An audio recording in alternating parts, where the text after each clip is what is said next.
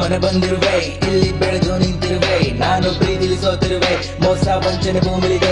ಕಲಿಯಲು ಇನ್ನೂ ತುಂಬಾ ಇದೆ, ನೋಡಲು ಇನ್ನೂ ಜಾಸ್ತಿ ಇದೆ. ಸುಟ್ಟು ಬೂದಿ ಮಾಡಬೇಕೆಂದು ನಾ ಇಲ್ಲಿ ಬಂದಿರುವೆ.